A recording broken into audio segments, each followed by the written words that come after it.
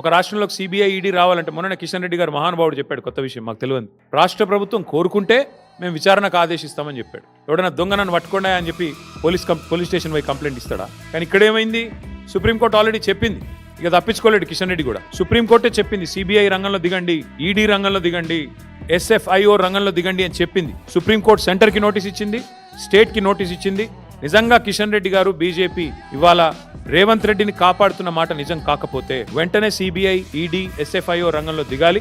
ఈ బినామీ భాగోతం, కేఎల్ఎస్ఆర్ భాగోతం వెంటనే విచారణ ప్రారంభించి చర్యలు తీసుకోవాలని చెప్పి మేము డిమాండ్ చేస్తా ఉన్నాం. తీవ్రమైన అవకతవకలు, ఆర్థిక కుంభకోణం, క్రిమినల్ కుట్ర, అధికార దుర్వినియోగం, వీటన్నిటి మీద, మనీ లాండరింగ్ మీద, ముఖ్యమంత్రి గారి పాత్ర మీద కూడా సిబిఐ, ఈడీ వెంటనే విచారణ చేయాలని చెప్పి కూడా మేము డిమాండ్ చేస్తా ఉన్నాం. దీని మీద వేగంగా స్పందించాల్సిన బాధ్యత ఖచ్చితంగా కేంద్ర ప్రభుత్వం మీద ఉంది. ఇప్పటికే మీకు నోటీస్ ఇచ్చి సుప్రీంకోర్టు 10 రోజులు అయింది. మేము 10 రోజుల తర్వాతే మాట్లాడుతున్నాం. మీరు స్పందిస్తారేమో అనుకున్నాం, స్పందించలేదు. అందుకే స్పందించాల్సిన బాధ్యత మీ మీద ఉంది కాబట్టే మీకు గుర్తు చేయడానికే మరి ఇవాళ ఈ ప్రెస్ మీటు. మరి మధ్యలో ముఖ్యమంత్రి గారు దావోస్లో మాయమయ్యారని కూడా వార్తలు విన్నాం. మాయమై సడన్గా 4-5 రోజుల తర్వాత ఎక్కడో తేలారు. ఆ 4-5 రోజులు ఎక్కడ పోయారో ఎవరికీ తెలియదన్నారు.